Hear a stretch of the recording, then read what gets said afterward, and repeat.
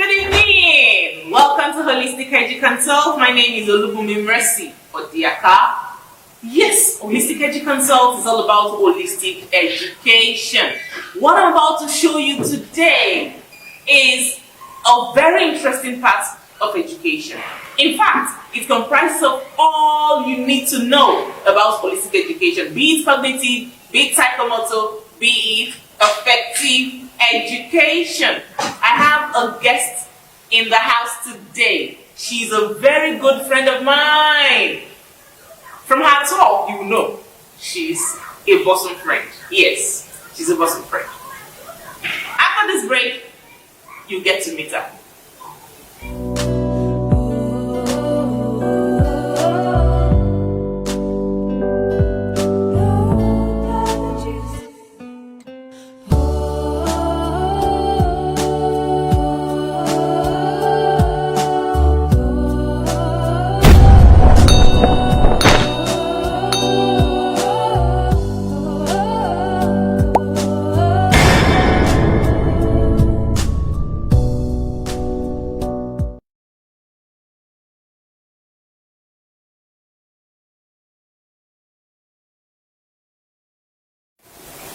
Welcome back. Yes, my guest is here already. I'm sure you can see her. Her name is Nifemi Adeyemi Levite. Yes, she's a physiotherapist by profession. She's a mom, and she is a wife, an amiable wife. I forgot to add, she's a friend, a dear friend. Yes. So, Nifemi, you're welcome. Is that your bell? Or a jingle? Let's jingle. Yeah, nice to have you in this session. This session is about play activities to make sure our children learn the cognitive, the affective, and the psychomotor education. We want to give you play activities that stimulate these three main domains of education. Yes. So, since she's a physiotherapist, I'll stop doing the talking while she tells us at least just two play activities that stimulates this domain of education. Over to you. Nice to be here. Hello, everyone. Great to be here. Great work you're doing here, by the way. I must say. Thank you. It's amazing. It's a privilege to be here today. And basically, let's dive in. So let's talk about playing with sand as a means of developing all those things you mentioned. Did you play with sand? If you didn't play with sand, that means you are. No, you're okay, but you should have played with sand. You're okay, of course. You're okay. Either you play with sand or not, you're okay, but the experience is not there. Yeah. So playing with sand, a lot of people think it's an olden days thing, or it's something that should have gone with the past, or it's not clean, or it's not ideal, or your child shouldn't play with sand. But the truth is, the nails will get dirty. Yeah, those get dirty. Germs. The uniforms will get soiled. Yeah, child will be dirty, and child will have germs, and child can get infection. But the truth is, there are a whole lot of benefits of playing with sand. A whole lot of benefits. Playing with sand, building with the sand, it builds a lot it has a lot of advantages that it adds to the life of the child. And then if people, let's talk about the things that we're afraid of first of all, before we talk about the advantages. What are the things you're afraid of? The child will get dirty. You can always clean off. You can clean, you can wash off, and you can even have clean sand, different textures of sand. You can buy sand that's clean, that is free. Then infection, your child getting infected, germs. The thing is, your child is building immunity such that when things happen, if your child goes to school, the child can mix with other children and come back and not be sick. If your child has not been exposed to any type of antibodies, your child hasn't built any antibodies over time, by playing with things like sand, the child will get infected first contact you have with another child. So the things that you're scared of have actually been debunked now. Now let's go to the advantages of playing with sand. I think before you go ahead, let me just say bam. Let's talk about the advantages of playing with sand.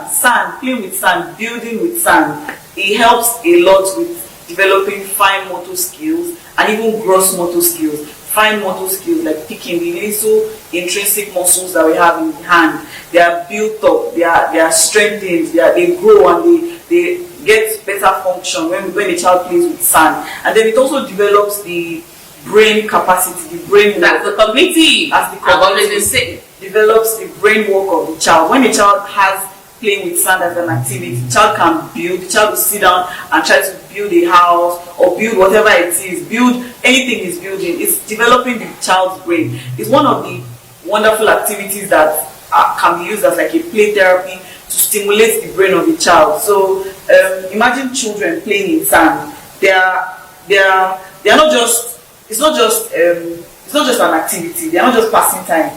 They're actually stimulating their brains. When they build and it collapses, they want to find out why. They want to do something different like that, and you have been able to engage that guy, that child's thoughts. Exactly. They begin to think, why is it falling? Yes. Why is it not molding? Yes. Why is it when I move my leg, it collapses? Exactly. What's going on? Yes. So they begin to think, what should I do? What should I do? Okay. When I use this sand, it fell apart. When I use this one, yes, it stayed. That shows them that, okay, this sand seems to be different from this one. Yes. Why is it different? You are actually activating the thought process of that child. Yes. When you have different types of textures of sand also, the child feeling the different textures also helps them differentiate between textures, and this is also a very key part of the brain development of a child. Yes. Then let's move to children playing together in groups. Like if you put them in groups of 2s or 3s and tell them to build something, they interact with each other. They talk to one another. Exactly. They talk to one another. Let's build a house. Let's build a castle. Let's build a school. Let's build a church. Let's build a swing. Let's build whatever we're building. And then they say, oh, you pass me this. You hold it this place. You hold it this place. And you see that they are interacting. The social development that comes with children interacting with each other with a task is also being developed. And then there's a sense of them wanting to fulfill the task that you're giving to them. They want to achieve it. They want to get it done. Like they want it to be done. They want it how do I put it? they just want to make sure that they do not disappoint you. Exactly. And they do not disappoint themselves. Exactly. They want to come out doing it well, that you'll be able to say, well done. Children are usually waiting for that. Well done. At the end.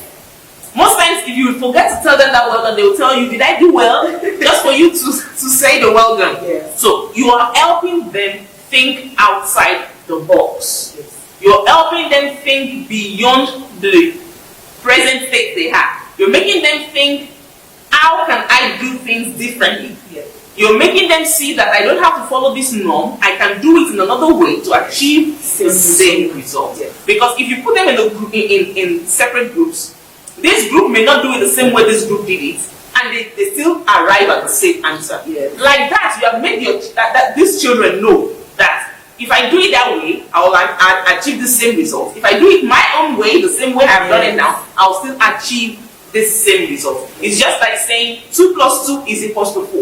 Yes. And I can still say 3 plus 1 is 4. Exactly. And I can still say 4 plus 0 is 4. I hope you're getting it now. So, play activities that stimulate this holistic education in children.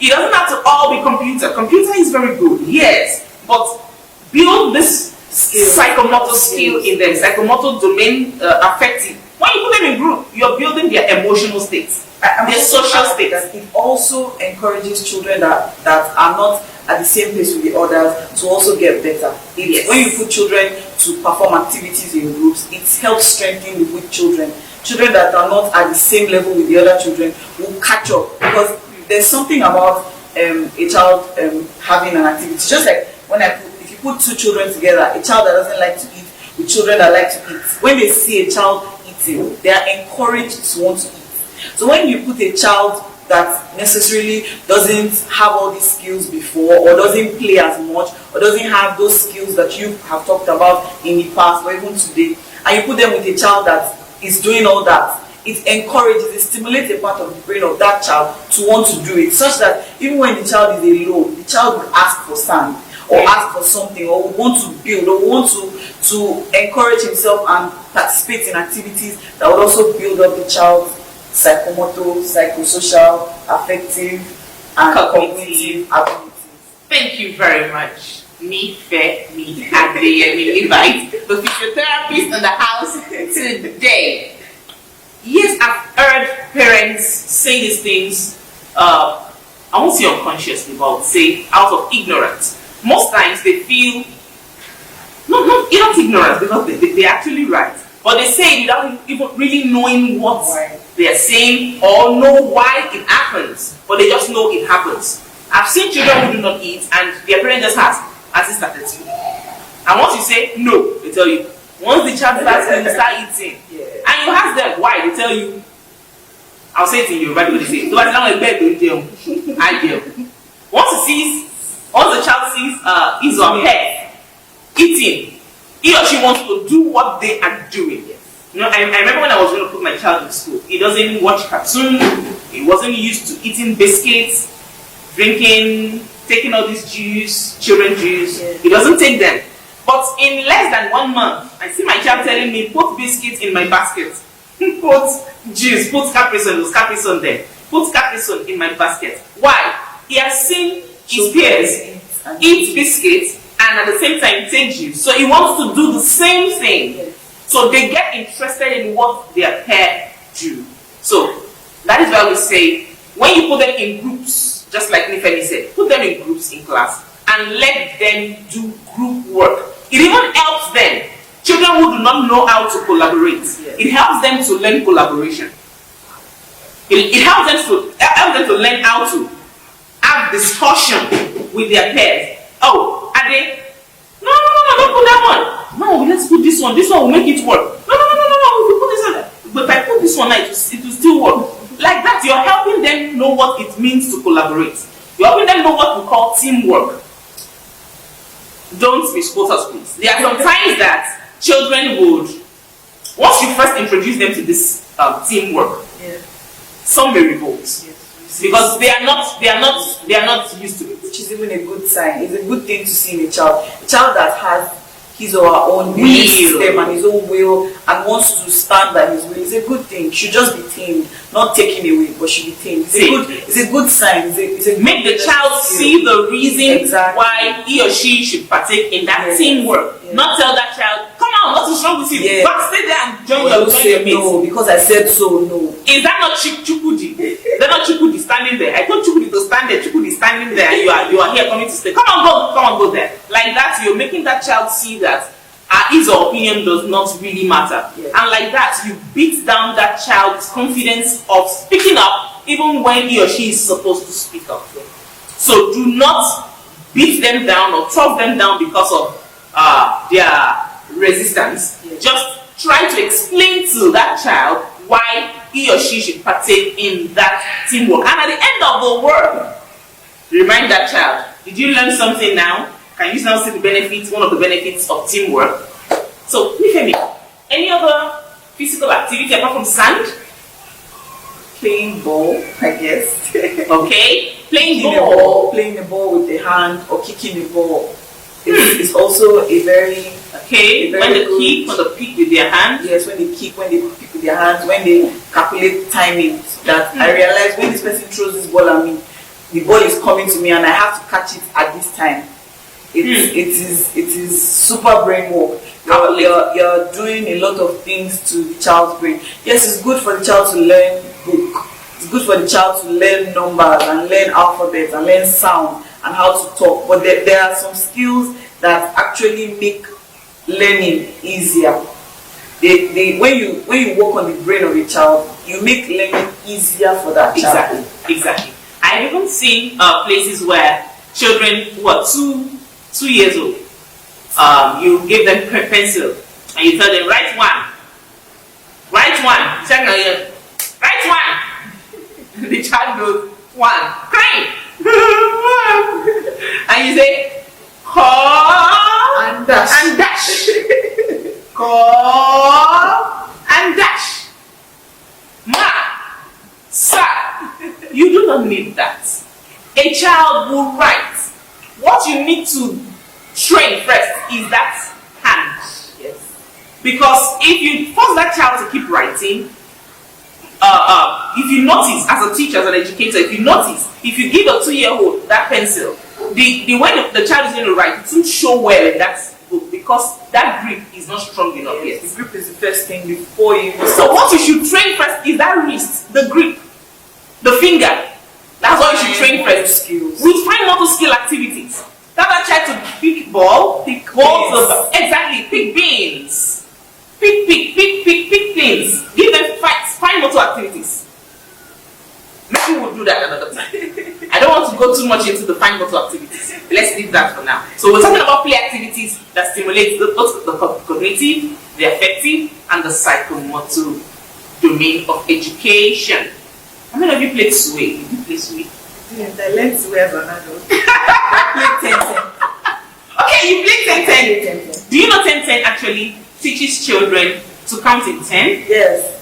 Count. Almost when you teach children today, telling them to cram it. 10, counting in 10, 10, 20, 30, 40, 50, 60, 70, 80, 90, 100. Those days, we do them doing 10, 10, 10, 10, 10, 20, 40.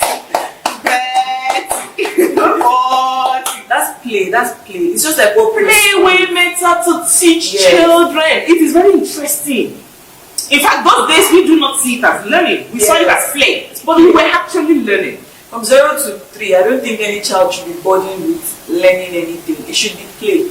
Anything you're going to teach the child should be done in a form of play. It's called play school. Yes. Preschool is another name for preschool is play school. The child is learning by playing. That's everything they need to learn has to be through play. Through play.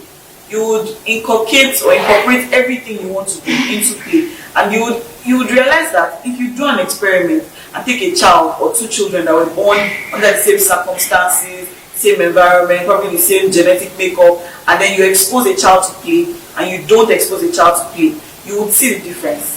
The difference show. It's clear. Yes, in the end, the child that's not exposed to play might do well in life, might succeed, might pass, might be book smart. But that child would put in more effort to achieve the result that someone who played would put in less effort and achieve the same result. Because the key is not to teach your child to cram or to struggle, but to understand. Once you have your brain stimulated, you're going to achieve things easy by thinking instead of trying to cram. So it's not just keeping your child busy or whiling away time.